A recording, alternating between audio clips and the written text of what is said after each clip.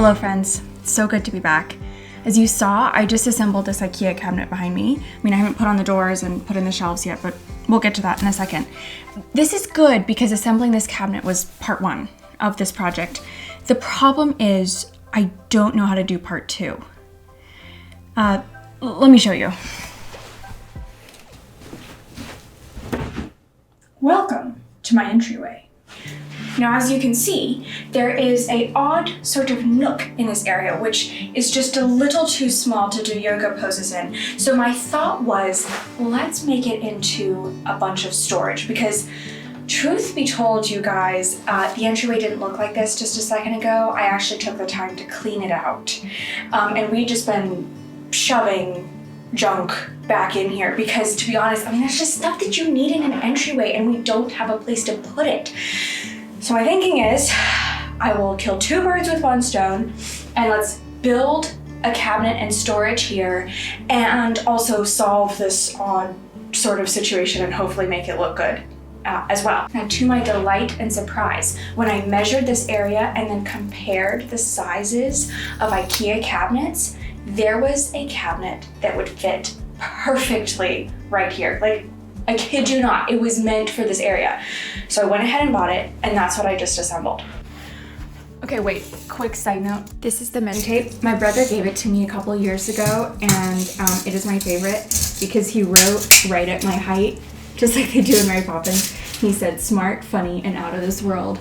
You guys, still the measuring tape I always use. Okay, but the cabinet that I just built will go approximately to right about here. And I know that one of the #1 interior design rules is if you have the opportunity to build cabinets from the floor to the ceiling, you better do it. Because it just, guys, it fills out the space and looks better. Okay, so I then bought another cabinet, same size this way and this way, that'll stack right on top and it'll go right up to the ceiling. But at this point in time, I've built a cabinet that's really hard to reach when you're standing on the ground. So then my brain got to thinking, and I was like, what would happen if I took advantage of my natural built-in step stool and I reconfigured the IKEA cabinet on top to open sideways rather than in front? And IKEA cabinets are not meant to do that. But that's what I'm setting out to do.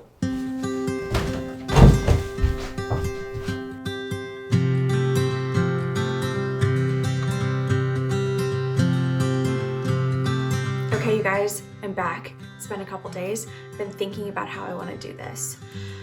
My plan right now is to actually go back to the bottom large cabinet and install it in this space so that I can see exactly what I'm working with before I start messing with the top IKEA cabinet.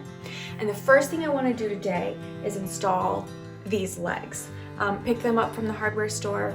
They're nothing fancy, but this is the first of 5 things that I think I'm going to be doing that are really going to elevate this IKEA piece that's not that hard to do, but hopefully together it's going to make this look, you know how these makeovers always go. Add a little detail, add a little trim, a little paint, everyone's happy.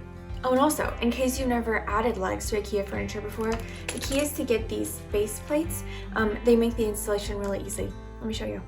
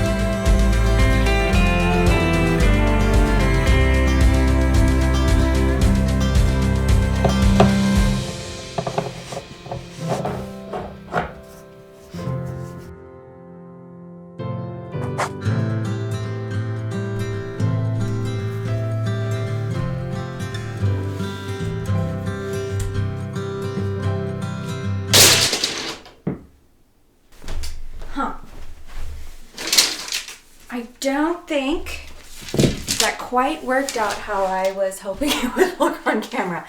Anyways, the next thing I'm going to be doing is adding these pieces of trim, which I just clunkily threw, to the inside of these frames on the cabinets. A classic way to upscale IKEA furniture, if you will. It's just adding those details, right? They say design is in the details. So here we are. All I need to do this are to use these miter shears. Very handy for this size trim. And a pencil. That's it. So let's get to it.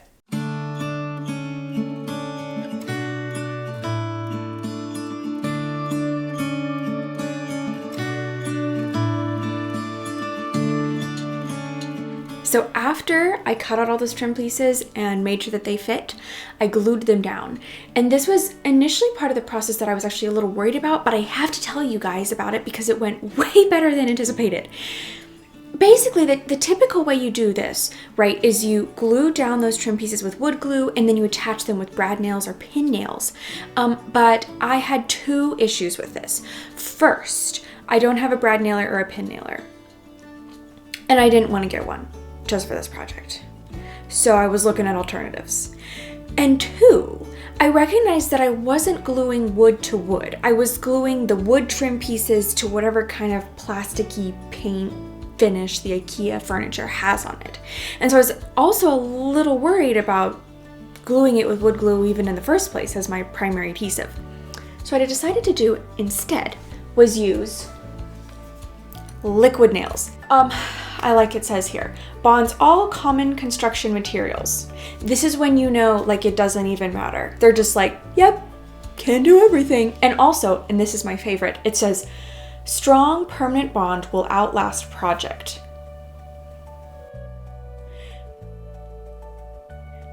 That's when you know it's serious. I like to think of, you know, guys, I like to think of like if Elmer's glue had a dating profile, it'd be like, elementary school teacher, loves running and does craft projects. And if liquid nails had a dating profile, it would be like work, IT guy, hobbies, rock climbing, and finding creative ways to survive the apocalypse. Doesn't understand sarcasm. Kind of an intense guy, but very effective. So anyways, I used this and here's what surprised me. Because it was thicker, I didn't have to use a single thing to make sure that the trim pieces stayed exactly where I wanted them to. I didn't even need to worry about using brad nails or pin nails, which not only saved me the hassle of doing that whole process in the first place, but it's also going to save me in the wood filler part of this as well, because I don't have a whole bunch of little pin nails to fill in with wood filler. Check.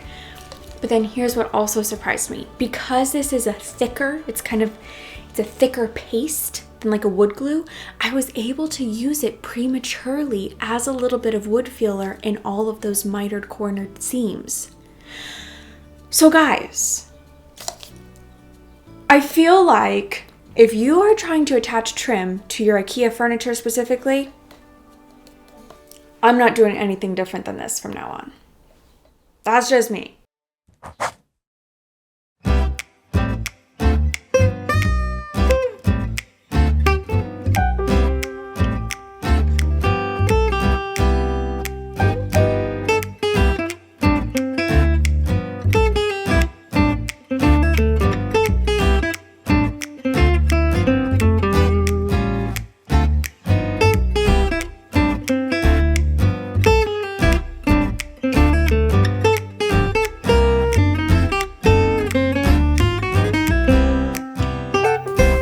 Before I put on the first coat of paint, I did make sure to use a primer, which was good, except that I used the one that I already had just by default.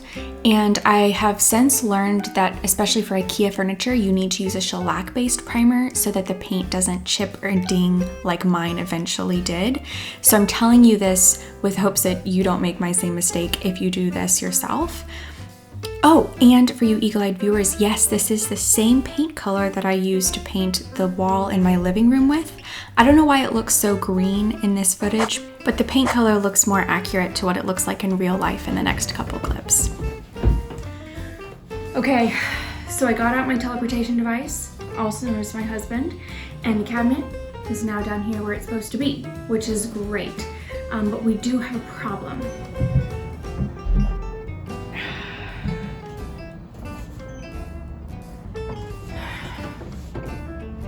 So close, but it's not gonna fit.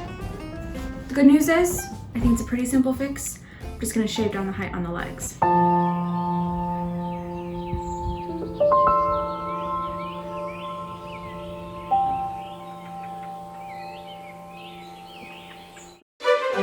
Okay guys, update.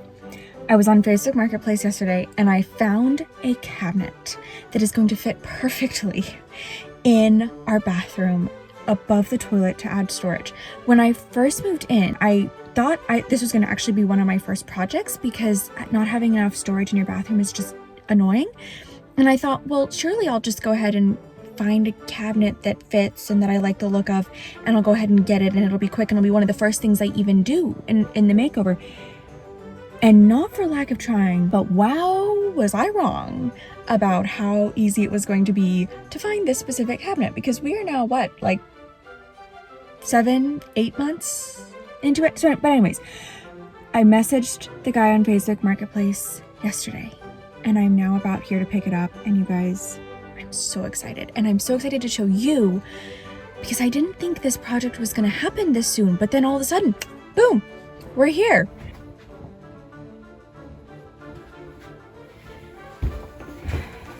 Okay, there's the cabinet. May not look like a lot, but it's absolutely perfect for the projects that I want to do with it. More to come. All right, so I sawed the legs down. They're now all shorter by this much, enough for the upper cabinet to fit, which is good.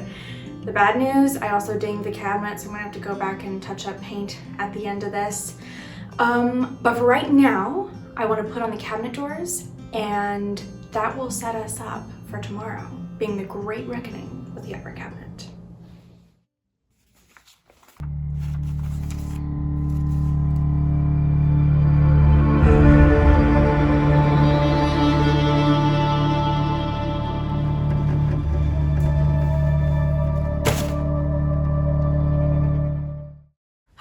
Now, I actually don't think it's gonna be that bad, all right? I read the instructions before I threw them away, all right? So we're just gonna take it one obstacle at a time. The first obstacle is that if I take this piece, this would be the bottom of the shelf. And when you're following the directions, you're supposed to insert these knobs on the side pieces, but obviously if this is the cabinet door, it's going to interfere. So I wanna see if I can get them off. And I'm not sure if I can. All right, let's see what happens if we just try to brute force this.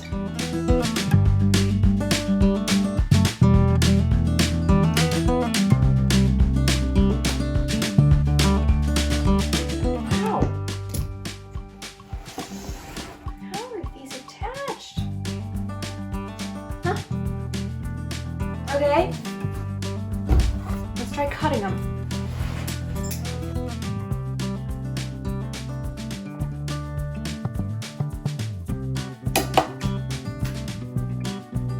Oh! Well, so now we just have less of the knob? Huh.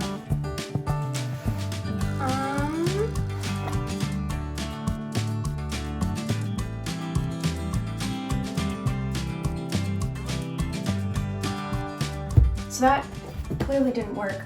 What I'm gonna do instead is I'm gonna use the shelf piece as the bottom, because as you'll see, it's the exact same dimensions as the base piece, just without the little knobs.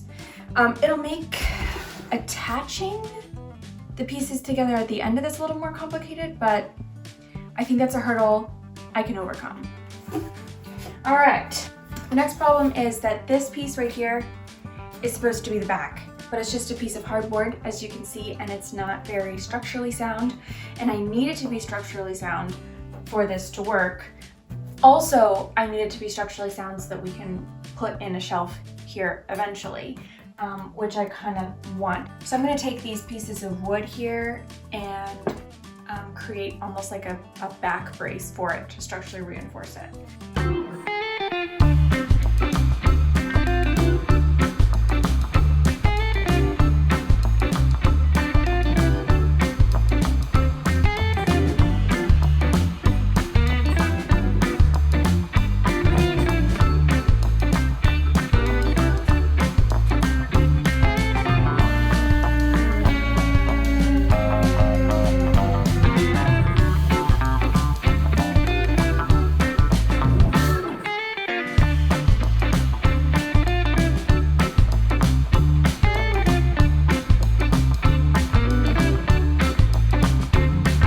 Another thing that added complexity to this project was that I had to cut down some of these pieces to fit with the existing trim in the entryway. You can see it here in this video, but actually the critical piece is on the far left, because that piece would actually have impeded with the cabinet door opening if I had used the full width of the IKEA side piece.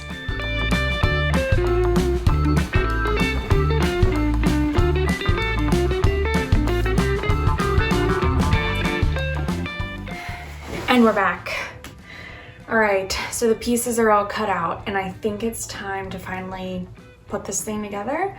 I've decided that I'm going to use these corner braces because at this point in time, I just think it's going to be the easiest thing to do. There's just a ton of really specific joinery parts that come with the IKEA furniture that at this point in time, at this point in time, I just don't think they're going to work.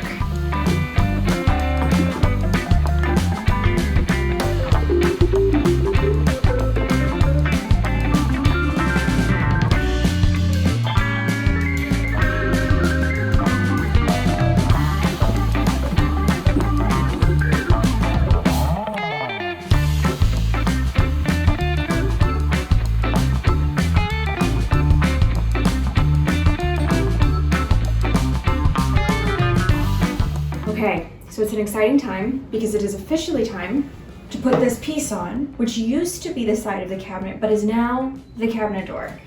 And this also means that I want to first test to see if I can put these IKEA hinges on essentially backwards, right? They were designed for this part to go here, and then of course this would open up and this would be stationary.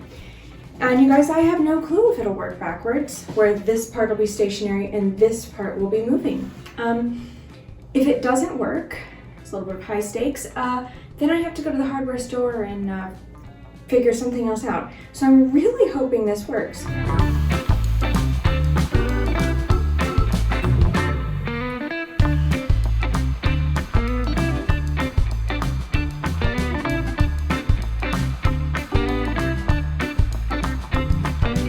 Okay, so the good news is that the hinge does, open and close backwards, which is great.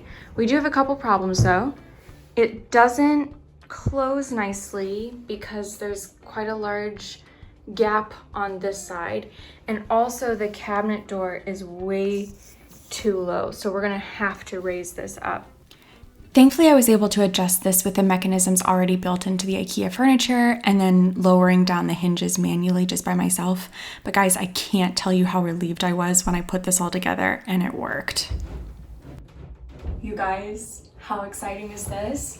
I think I could open this side cabinet for quite a while before I get tired of it. And now that this is up here, we just gotta do all the finishing touches. I gotta patch up some of the paint job. Gotta add some fun knobs. By the way, they're a little bit of a sneak peek of what I want to do in terms of the design and style for the entryway makeover. And then we gotta organize this thing. So, cue the music.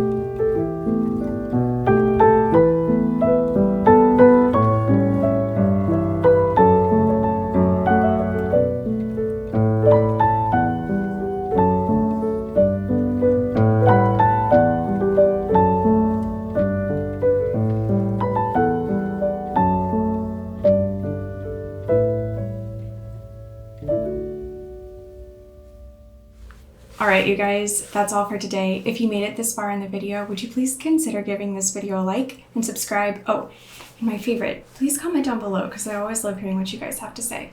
Until next time. Oh man, I was so excited to see what kind of pink flower this was. It looks so vibrant. Guys, it's literally a flag. Ugh.